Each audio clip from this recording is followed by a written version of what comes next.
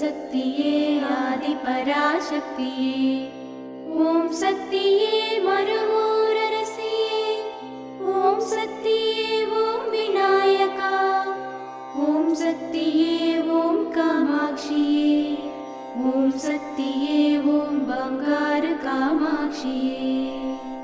ஓம் சக்தியே ஓம் பங்காரு அடிகளே ஓம்.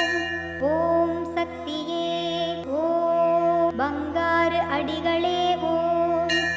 ஓம் சக்தியே ஓம் பங்காரு அடிகளே ஓம். ஓம் ஓம் ஓம். ஓம் சக்தி. இந்த இனிய ஆடி பௌர்ணமி தினத்தில் நம் சித்தர்பீட பௌர்ணமி விளக்கு பூஜையில் கலந்து கொள்வது, அருள் ஞான தீபத்தை தரிசிப்பது, குரு பாத பூஜை செய்வது மிக சிறப்பு. கிடைக்கும் வாய்ப்புகளை பயன்படுத்துவோம். குரு வாழ்க, பங்காரம்மா வாழ்க.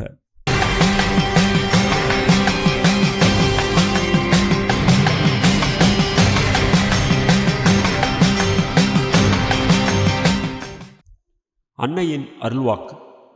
அமாவாசை வேள்வி பூசையும் பௌர்ணமி விளக்கு பூசையும் மக்களுக்காகவே செய்ய வேண்டியுள்ளது.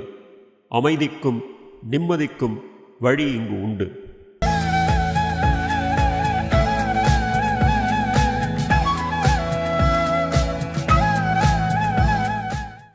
மேல்மருவத்தூர் சுயம்பு அருள்மிகு ஆதிபராசக்தி சித்தர்பீடத்தில் இன்று ஆடி பௌர்ணமி விழாவினை சேலம் மாவட்டம் சேலம் ஆதிபராசக்தி சித்தர் சக்தி பீடத்தினர் பொறுப்பேற்று செய்கின்றனர். நாளை கருவறை பணியை திருப்பூர் மாவட்டம் பாரதி நகர் ஆதிபராசக்தி வழிபாட்டு மன்றத்தினர் பொறுப்பேற்று செய்ய உள்ளனர். ஓம் சக்தி.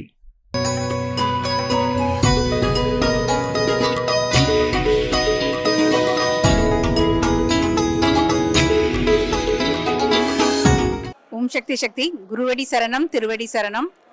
சக்தி, நான் 1984 அம்மா கோயிலுக்கு வந்துட்டு இருக்கிறேன்.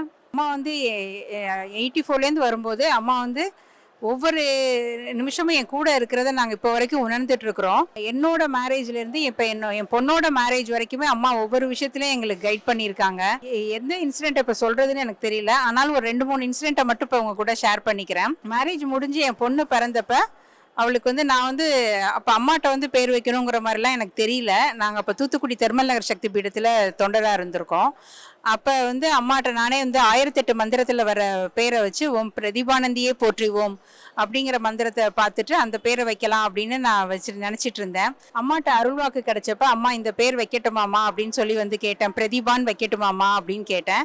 அம்மா சொன்னாங்க, நீ என்ன பேர் வேணாலும் வச்சுக்கோ மகளே, சக்தின்னு சேர்த்து வை, அன்பை மட்டும்தான் நான் பார்க்குறேன், அன்போட நீ எதை செஞ்சாலும் நான் ஏற்றுக்குவேன் அப்படின்னு சொல்லி அம்மா சொன்னாங்க. அதனால இப்போ அவள் பேரை நான் சக்தி பிரதிபான்னு வச்சிருக்கிறேன். அது மாதிரி பிள்ளைங்களும் பிறந்ததுலேருந்து இப்போ வரைக்கும் எல்லா அம்மாவோட விழாக்கள் எல்லாத்துலேயுமே கலந்துக்குவாங்க. அப்புறம் அவளுக்கு ஒரு எல்லா குழந்தைங்களுக்குமே நம்ம பிறந்தோன்னே தடுப்பூசி போடுவோம் இல்லையா, அது மாதிரி அவளுக்கு டிபி வராமல் இருக்கிறதுக்காக அந்த தடுப்பூசி போடுவோம். அந்த ஒரு தழும்பு கூட இருக்கும் கையில் எல்லாருக்குமே. அந்த ஊசி போட்டப்ப 1000ல் ஒருத்தருக்கு அந்த தடுப்பூசி ஒத்துக்காம அது டிபியே உண்டாக்குமா. அது மாதிரி அவளுக்கு அந்த மாதிரி வந்தது. அண்டர் ஆர்ம்ஸில் கட்டி மாதிரி வந்தது. அதுக்கு மருந்து இன்னும் கண்டுபிடிக்கல அப்படின்னு சொல்லி டாக்டர் சொல்லியிருந்தாங்க. அப்போ அம்மாட்ட அருள்வாக்கு கேட்டப்ப அம்மா சொன்னாங்க, இப்போ சித்ரா பௌர்ணமி வர டைம். அப்போ அம்மா என்ன சொன்னாங்கன்னா, வீட்டிலேருந்து 9 கற்பூரம் எடுத்துகிட்டு குழந்தை கையால் தலையை சுற்றி போட்டுட்டு யாகத்தை ஆரம்பித்து பண்ணுங்க அப்படின்னு சொல்லி சொன்னாங்க. அதே மாதிரி பண்ணணும். அந்த தடம் கூட எதுவுமே தெரியாமல் அந்த கட்டி அப்படியே மறைஞ்சிருச்சு சக்தி.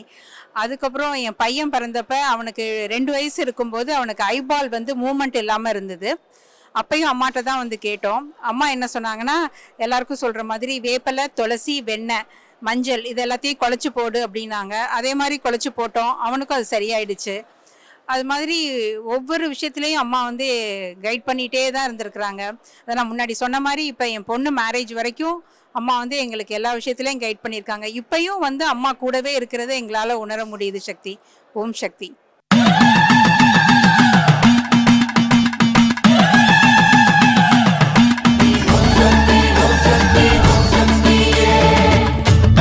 சுத்தி வரும் சன்னதி சுற்றுப்புறம் குருவின் தரிசனமே கோடி நன்மதரும்.